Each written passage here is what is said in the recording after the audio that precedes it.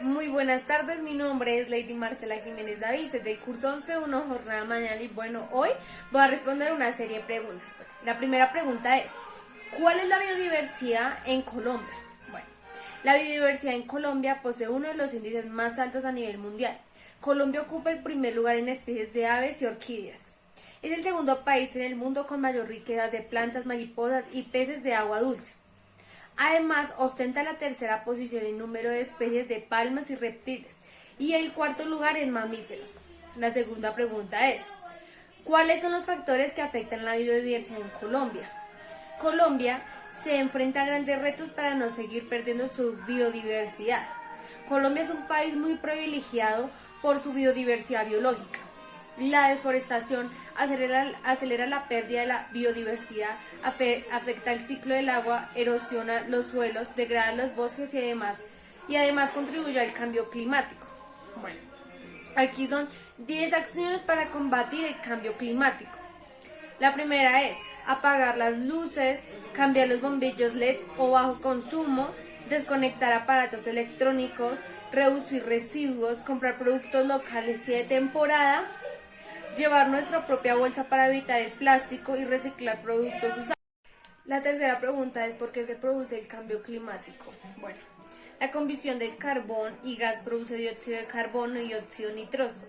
La tala de selvas tropicales, los árboles observan CO2 de la atmósfera y de ese modo ayudan a regular el clima. Algunos gases de la atmósfera actúan como el cristal de un invernadero, retienen el calor del sol e impiden que se escape fuera.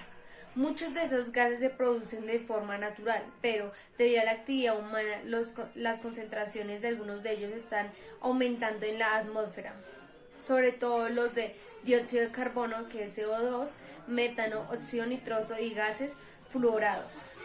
El CO2 es un gas de efecto invernadero, producido principalmente por la actividad humana y es responsable del 63% del calentamiento global, causado por el hombre. Su concentración en la atmósfera supera actualmente un 40% a nivel registrado al comienzo de una industrialización. La cuarta pregunta es, ¿qué es el efecto invernadero? El efecto invernadero es un fenómeno natural y beneficioso para nosotros. Determinados gases presentes en la atmósfera retienen parte de la radiación térmica emitida por la superficie terrestre, tras ser calentada por el sol, manteniendo la temperatura del planeta a un nivel adecuado para el desarrollo de la vida. El efecto invernadero es fenómeno natural y beneficioso para nosotros. En el siguiente video podemos apreciar y aprender a cómo cuidar nuestra biodiversidad. La biodiversidad comprende todo lo que vive en la Tierra. Es el fruto de miles de millones de años de evolución, moldeado por procesos naturales y cada vez más por la influencia humana. Hasta el momento, se han contado aproximadamente 1.750.000 especies, pero los científicos creen que podría haber unos 13 millones en nuestro planeta. La biodiversidad es vida. Tiene capacidad de sanarnos, ya que más de 70.000 especies de plantas y árboles de la Tierra se utilizan con fines medicinales. Además, nos presta abrigo. Sin la madera, no podríamos construir casas o fabricar muebles o herramientas. La biodiversidad nos alimenta y viste. Las pautas de consumo en los países ricos son la principal causa de la pérdida de biodiversidad. Se calcula que la rápida desaparición de las especies de la Tierra es entre 1.000 y 10.000 veces mayor que la tasa natural de extinción. Hoy en día, nuestro planeta cuenta con 7.000 millones de habitantes. Es necesario que preservemos la biodiversidad para que ésta pueda cubrir las necesidades de las 9.000 millones de personas que seremos en 2050.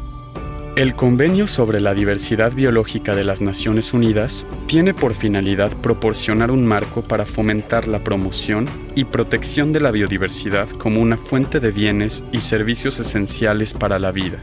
Las repercusiones de las actividades humanas, que se han multiplicado en los últimos años debido al crecimiento de la población y el cambio climático mundial, han reducido en gran medida la biodiversidad en los ecosistemas de todo el mundo.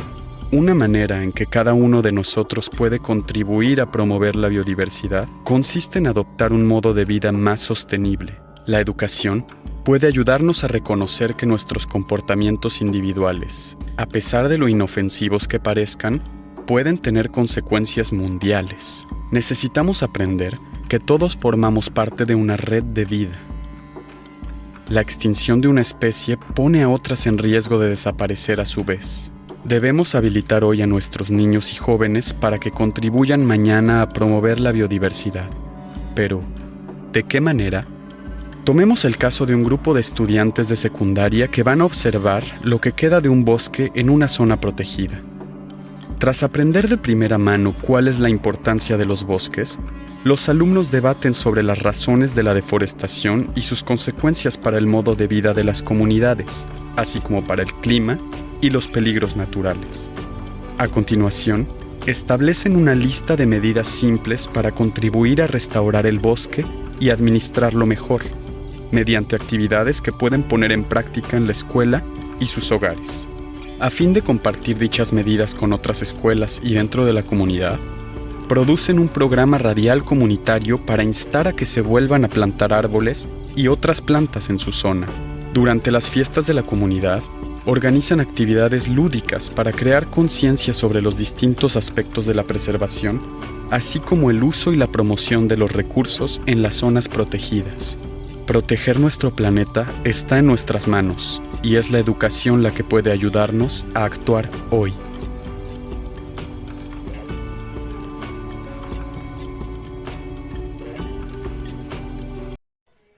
Ya que podemos apreciar el video y vemos lo importante que es la biodiversidad y no solo de Colombia sino del mundo, podemos comenzar a coger conciencia y ayudar de un modo u otro gracias a la gran fauna y flora que poseemos, es la que nos ayuda a vivir nuestro día a día. Pero hoy en día hacemos más por acabarla que por ayudarla a que crezca más. Nosotros podemos hacer un cambio. ¿Qué efectos tiene el cambio climático en la salud humana? La salud es y será afectada por los cambios de clima a través de impactos directos, olas de calor, sequías, tormentas fuertes y aumento del nivel del mar, e impactos indirectos que son las enfermedades de las vías respiratorias y de las transmitidas por vectores, inseguridad alimentaria y del agua, nutrición y desplazamientos. Esas serían las enfermedades que nos causaría el efecto del cambio climático. La siguiente pregunta es, ¿qué son los combustibles fósiles? Bueno, un combustible fósil es aquel que procede de la biomasa producida en eras pasadas, que ha sufrido enterramientos y tras él procesos de transformación por aumento de presión y de temperatura, hasta la formación de sustancias de gran cantidad energética como el carbón, el petróleo o el gas natural. La siguiente pregunta es, ¿cómo se clasifican? Los combustibles fósiles consisten principalmente en uniones de carbón e hidrógeno. Existen tres tipos de combustibles fósiles que pueden usarse para la provisión energética: carbón, petróleo y gas natural. Bueno, en el siguiente video vamos a apreciar qué son y cuáles son los combustibles fósiles. Y bueno, esto es todo por hoy y chao. Se conoce como combustible fósil a la materia que tiene la propiedad de liberar energía en forma de calor luego de ser quemada, con la particularidad de que su origen es de materia orgánica que ha sido fosilizada. Existen tres tipos de combustibles fósiles: el carbón, el petróleo y el gas natural. Cada uno posee distintas características de fosilización. El origen del carbón reside en restos de plantas y árboles que se hundieron en pantanos y se pudrieron por acción del agua y las bacterias. Estos se fueron cubriendo poco a poco de capas sucesivas de fango que solidificaron y se convirtieron finalmente en rocas. Químicamente, en su mayor parte está formado por grafito, hidrógeno, oxígeno, nitrógeno y azufre. El carbón se puede clasificar en tres tipos: el lignito, la hulla y la antracita. El lignito se considera como carbón a medio formar y posee una proporción baja de carbono y generalmente se halla cerca de la superficie. La hulla es el tipo de carbón más común, con una mayor proporción de carbono, menor porcentaje de humedad y mayor poder calorífico, pero se encuentra a mayor profundidad y su combustión origina problemas ambientales principalmente por el contenido de azufre que contribuye a la formación de lluvia ácida. Y finalmente, la antracita, la forma última del carbón. Es el más rico en carbono, menos contaminante y tiene mayor capacidad energética, pero es el menos abundante ya que se encuentra en finas capas a mayor profundidad y su extracción resulta muy costosa. El petróleo es un líquido oleoso. Su origen es la composición de restos de animales y plantas, cuya degradación resultó en grasas que se acumularon en las cercanías de mares y lagos. Esta mezcla quedó cubierta por capas de agua. Con el paso del tiempo, el peso de los sedimentos y el calor de la tierra originaron las condiciones necesarias de presión y temperatura para la formación de petróleo y gas natural. El origen del gas natural es el mismo del petróleo y está compuesto por volátiles de bajo peso molecular, 80% de metano, 13% de propano, 3% de butano y el resto en otros elementos.